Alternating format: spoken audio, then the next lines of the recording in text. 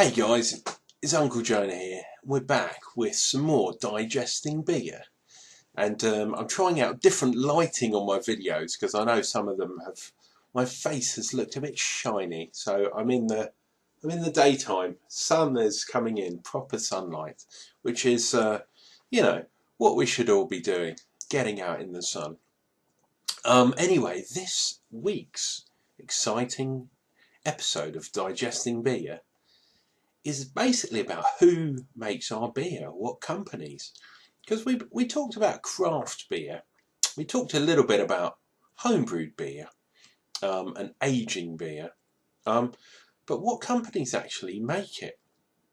Now this is very interesting because you think that you're branding on your particular beer of choice. Um, Courage Best, for example. Oh yeah, Courage, they're cool, they've been around for years and years. Aha, well, you might be surprised to know that Courage Best is actually owned by one of these huge conglomerates. And we'll go on about Courage later on because I've seen, I think it was Greg Power, either Greg or Gash Slug, I'm not sure which of those two, uploaded a very, very interesting thing this week about 6 companies who essentially own half the world. We're not talking about the country, we're talking about the world's beer production. Now, to do this properly, I've got to shrink my head and show you this kind of weird family tree thing. So we'll do that now. Hey guys, I'm down here. Yeah, down here. Can you see me? And don't worry about that thing over at the side, over that way. It's just a sponsor of my recording software because I haven't managed to buy it. So don't let that get in the way. But have a look at this. This is a family tree of the 6 beer companies that basically make half the world's beer. And it's really interesting to see this. If I scroll down a bit, you can see these big boys. So firstly you've got Kirin, which is a Japanese brewery. Oh, son, and they make Kirin Lager, but they also make one called Ichiban. Ichiban, yes. And basically they were the biggest brewery in Japan, but have now bought some other places. They bought Castlemaine, 4 eggs, mate. They've got loads of stuff. They also have a deal with Courage, who are owned by SAB Miller now, to brew their Ichiban in the UK. So it's weird. They've also got a deal with Heineken as well, to brew some of their other beers. Anyway, next you've got Carlsberg. Carlsberg are huge, obviously, if you remember them. They own United Breweries, and also a lot of weird ones. But Carlsberg and Heineken own or co-own Scottish and Newcastle, and obviously they make a lot of the brands in the UK, which is completely weird. These big boys have all sorts of deals amongst themselves. Next we've got Heineken themselves. Yeah, massive they are. They own all the Dutch kind of brands and stuff like that, but have been broadening their horizons out into the Pacific as well. Then you've got Molson Coors and SAB Miller. Hey, it's Miller time. They are kind of the American big stalwarts, if you like, and they own all of the different ones. They own Foster's as well and Courage. So they do have a tap into the Australian and UK industry, or SAB Miller, I should say, the second one of those have.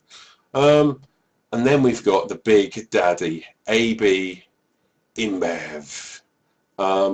They own more, well, if we go up a bit, that they own more than anyone else. They are the big daddy. Anyway, why are we looking at the family tree? Well, if we go right down to the bottom, according to the Wall Street Journal, which some of you may read, AB InBev is in basically acquisition of SAB Miller. So they're trying to crack the American market, if you like. Look at this. AB InBev and SAB Miller would create the hugest brewery of the lot. Now, if we do a subtle Alt Tab, and where is it? We're going to find it there. These, he says subtly, are the AB InBev brands. Now, have a look at these beers. I mean, Jesus Christ. Look how many different beers they do, man. It's absolutely ridiculous. And they want to try and crack America. Well, look, you've got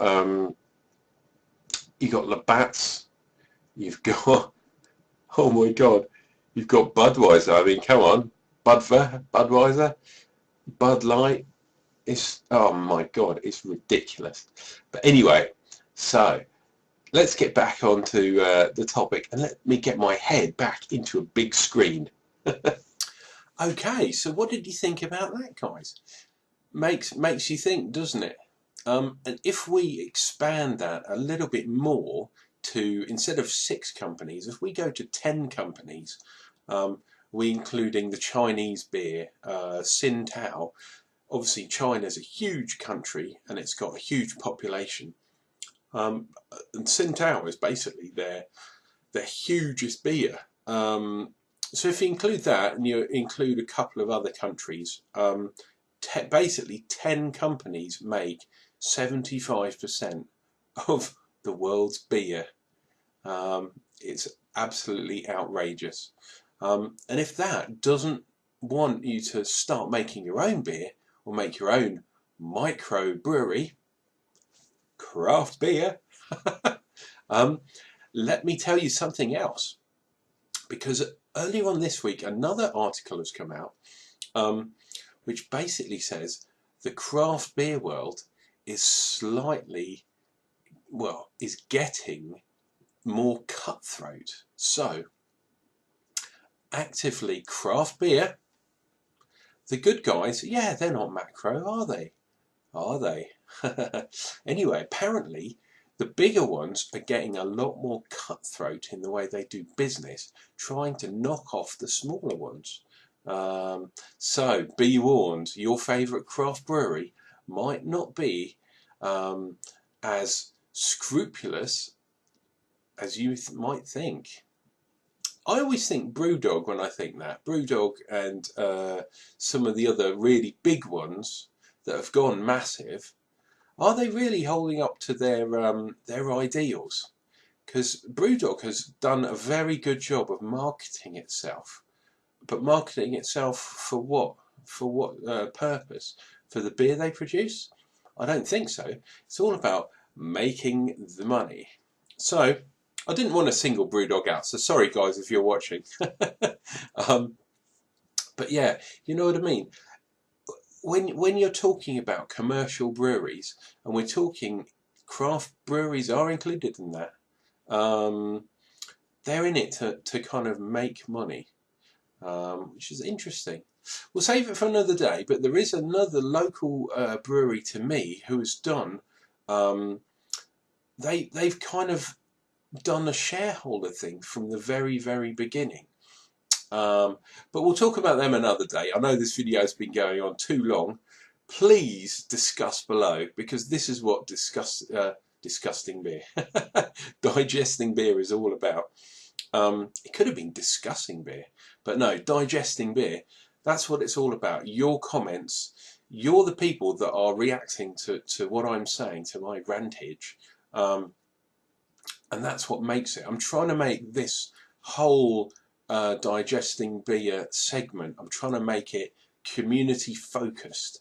So if you want to steer me in a certain direction, please let me know what you want me to talk about, and we'll get into it.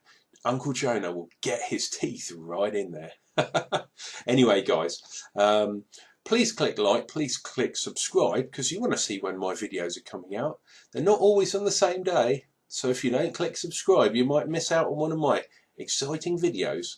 And we'll see you real soon for more reviews, more more digesting beer, and more wrongness. Take care, guys.